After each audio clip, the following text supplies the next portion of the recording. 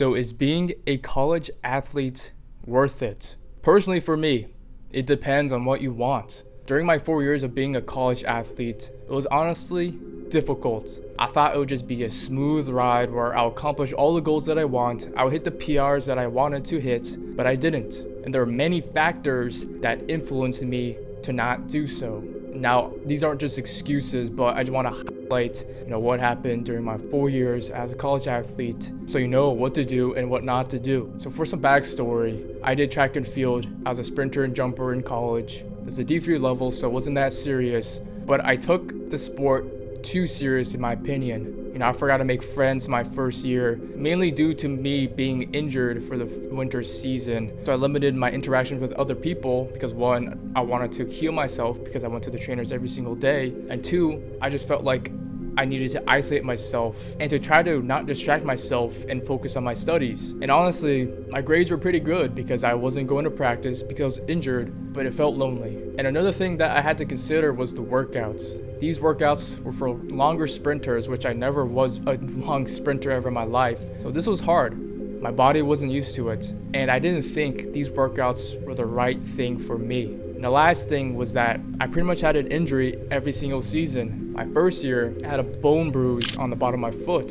So that prevented me from sprinting in spikes and even just running at all for the first half of my season. In my sophomore year, that was honestly my best season out of these 4 years. Although I had patellar tendonitis in both of my knees during the first part of my season, I don't really have anything else troubling me, and I was able to PR in my events. My junior year in college was the roughest part of my life. I had injured my knee by doing a clean and the barbell hit my knee on the way down. I had to recover 1.5 months, and this was mid-fall, so it was honestly not that bad. I had enough time to recover before the indoor season, but I had to restart from square one. I didn't break anything in my knee, or it wasn't that bad of an injury, but it was just all swelling up to the point I couldn't contract my quad. So I had to learn to contract my quad, walk, run, lift, and then get in shape for the indoor season. And I ran slow times, which is really embarrassing, and I didn't even PR in my 60. Now going to outdoor season, I had more time to recover and get in shape, so I was able to PR in the 100, but I was still salty about the 60. And during this time period, it was hectic. I was doing a part-time job in my first semester in junior year, and I was taking 20 credits in my spring semester. So my recovery was crap, I wasn't sleeping enough, and it was just hectic. And then my senior year, it was a little easier on the classes. It was pretty hard, honestly, because of capstone, because you have to spend more time into those projects. But at that point, I didn't care as much, because back then, right, during the summer seasons, I would train my ass off, and I thought I would get burnt out if I did the same thing again, because during those seasons, when I trained in the summertime, I would always get burnt out midway without having a break. So that's why I thought I didn't really need to train as hard as I used to. And then during the time period throughout my senior year, I didn't take it as serious as I wanted to be. Also, I had more injuries during my senior year, which prevented me from performing as well as I wanted to. I had hamstring, I had my quad that randomly was cramping and hurting, my calf, which also was a problem 2 years back. So all my injuries were stacking up, and I didn't think I could pull it off anymore. Plus, throughout this whole senior year, I had a part-time job. I was a club officer, so there's a lot of things that took up a lot of my time, and I didn't see track as a priority anymore. But enough of my sob story. If you're an athlete who is trying to compete in college, here are my thoughts about going into college athletics. The first thing was that athletics allows you to make new friends. It's hard to make new friends in a new environment, especially in college. But if you're an athlete and you have a team, it's easy access right there. I met great friends from my team, and we're still friends today. You get to see them every single day. They may be in your class, so you get to do homework together. You get to talk during your warm-ups.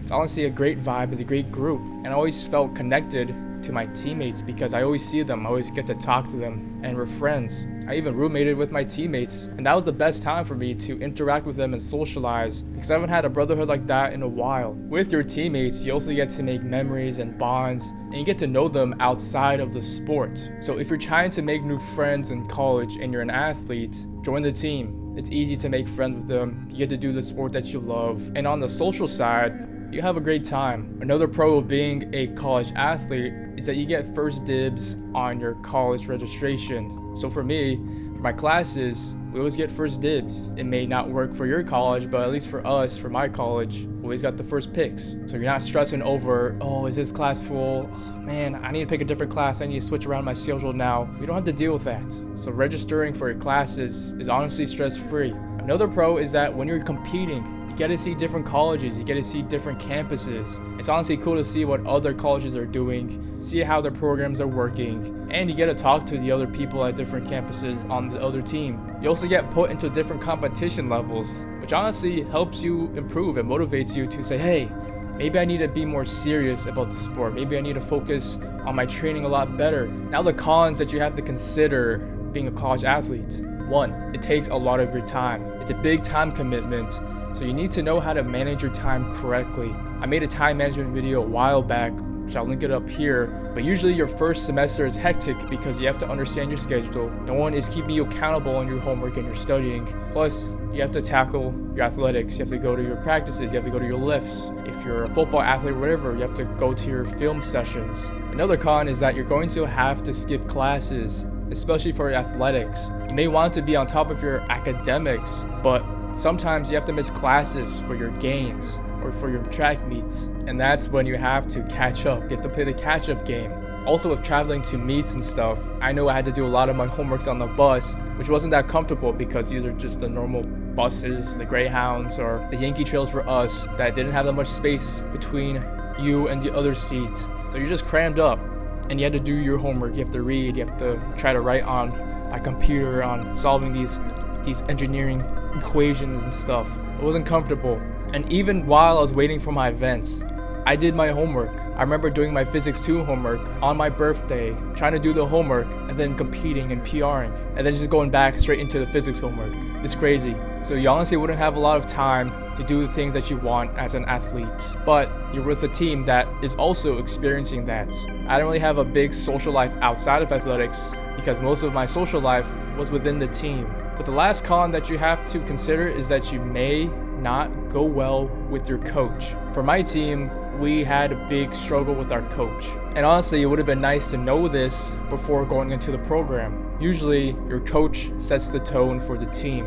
And I don't like to hate on other people. But if your coach isn't allowing you to do things that you want to do or isn't really giving you points onto why you should do this, why you should do that, that's a red flag. So if you're trying to pick a college right now and you're deciding which athletic program you want to go into, find a coach that you really go well with and who knows what they're talking about.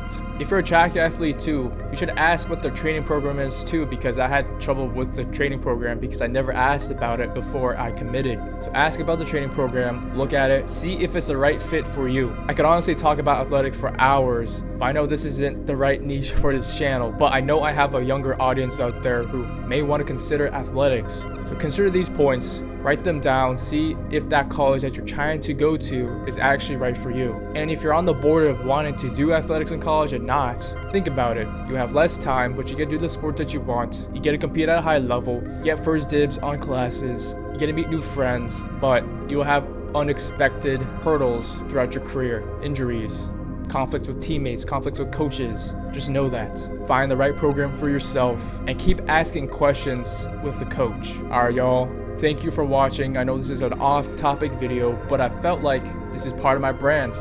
I used to be an athlete. I used to post content about athletics, and I'm sure you guys want to hear about the experiences as an athlete, because I know you guys are considering being a college athlete or not, and this is honestly about improving your life, right? So thank you for watching. If you haven't already, subscribe right here, and guess what? YouTube recommends you this video next. Alright, bro, remember to go improve it.